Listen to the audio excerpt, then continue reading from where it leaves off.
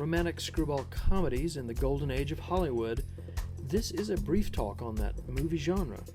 Dick Segreto and George Smith tee it up and kick it off. If you'd like to follow up with us, send us your memories of those great movies during that era at www.movietalkradio.net and like us on Facebook at MTR Show. Thanks. Hey, well, Dick, our subject today, romantic screwball comedies. I know that over the time you've done a lot of shows, stage shows and things on this subject. I don't have the same background you do. What can you tell me about the genre? Romantic screwball comedies is a film genre that was very popular in the 30s and 40s.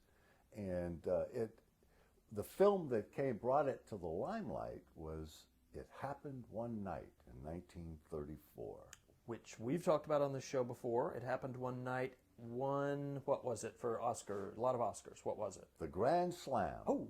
Best Picture, Best Director for Frank Capra, Best Actor and Actress for Clark Gable and Claudette Colbert. And that film was very popular at the box office, and it just paved the road for many great films to follow. And people love a comedy. They love it. The films were known for, the genre was known for its mismatched couples, couples that were battle of the sexes, battle of wits, mismatches. Also known, some of the main themes of many films, including The Philadelphia Story, My Favorite Wife, and The Awful Truth, were themes about married couples that get divorced, meet other people, are planning to get married, but realize they loved their original spouse, and they end up getting married to the original spouse. Okay. One of my favorite films,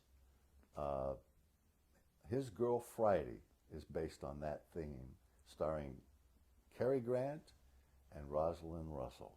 19 what? That was 1942. It was in the 40s. Yeah. I think it was 42. Yeah, we're talking about black and white movies Black here, and but white they're still film. really funny movies. And that film marked the beginning. That was the first film that had not only rapid-fire dialogue, but rapid-fire dialogue that characters and actors were speaking over the lines of the other actors and the other characters. Oh, yeah, like the chaos of the moment and people just everybody's chatting, talking at once and it's just total chaos. Which can be crazy in the edit, I guess, but that's what they did as a cool technique. And in all of that genre, for most of the genre, most of the directors had encouraged their actors to ad-lib, to improvise their lines. In this genre, you're saying? In this genre. Okay, well, that's unusual. That was not the case in the early days of filmmaking. No, man, they had to be strict, follow the rules, follow the script and everything. And as far as like what you were talking about, the editing process.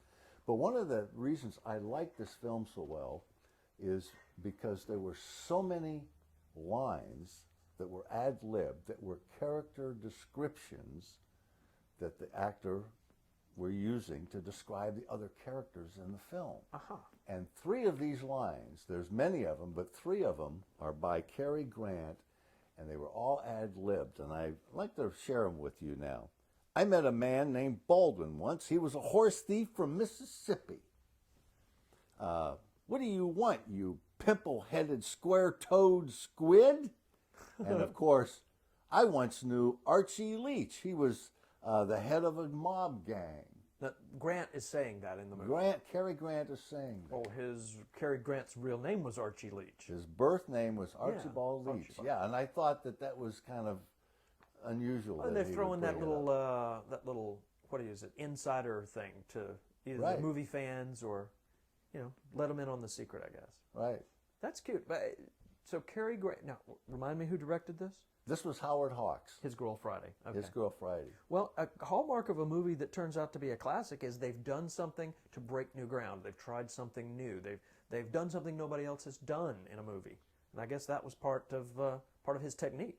It was. The other thing in Rosalind Russell that I didn't realize till I did a bio on her, in the film His Girl Friday, she wears about 5 different hats. She wears a different hat in every scene. Now, what I find interesting is the film was filmed entirely on one set in a newspaper newsroom setting. And she was coming in and out of the scenes with different hats on. It was just strange. Well, I just thought it was she strange. That's her. Would have been a clothes horse of her era. Yeah. And why not keep it fresh? If everything else in the scene looks the same, make the lady look gorgeous. Right. Absolutely. Right. Well, now, they were both big stars when these films came out, right? Right. Many of the actors in that genre, you'll find many actors working together on many films, like Cary Grant, Katharine Hepburn in Philadelphia Story and Bringing Up Baby. Well, and I didn't think of Clark Gable as a comedic actor, but he was in a lot of comedies. Oh, God, yes. A lot with Jean Harlow. And he made a lot with Myrna Loy that were, some of those films were in this category. Okay, well, but perhaps the most popular were probably Cary Grant, Irene Dunn, Jimmy Stewart. There's some Carol Lombard going on Carol at that Lombard time. was a lot. William Powell did a lot of that. Cary Cooper. And a lot of famous directors were in that genre, like Frank Capra, Howard Hawks, George Cukor, George Stevens. McCary. Leo McCary. Leo McCary, yeah. Yeah. They're beautiful, funny, no matter what time they were made in. You can still watch these movies and see great acting, good comedy, and it's a very nicely told story. These are very nicely told stories. Holiday was cute, as I recall. Holiday, some of the other films are My Man Godfrey. That was with Carol Lombard. And The More the Merrier, The Palm Beach Story, Rings on Her Fingers. Those are Mr. and Mrs. Smith. Those are some of the other great films. There were a lot of people going to the movies every single week. We didn't have a lot of other distractions back in those days. When you mentioned a lot of people going to the movies back then, during that golden age era of the 30s and 40s, did you know that there were over 7,500 films produced and 83 million people went to the motion picture theater an average of once a week, every week? Americans, though. American.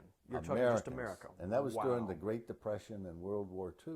Wow. And I think one of the reasons is that was the only means of entertainment besides stage play. There was and the radio. Playing music at home on the porch or something. Right.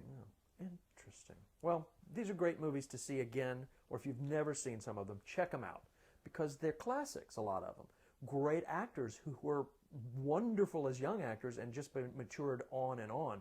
My memories of Cary Grant and Clark Gable are later in their careers, but these are earlier on. Hepburn looking very, very young in some of these films. I would think Netflix would be a fine place to find them. I'm a fan of always going to the library, checking out your local library for some of these classic films. And where else? You can get it at TCM, Turner Classic Films. Correct. If they're showing it on their network, chances are you can buy it through their internet site. You bet. I think these are some great films. I certainly love them, and I could watch them over and over again. Well, check them out. These are some really good what do you call them? Romantic screwball comedies. Thanks, Dick. Thanks, George.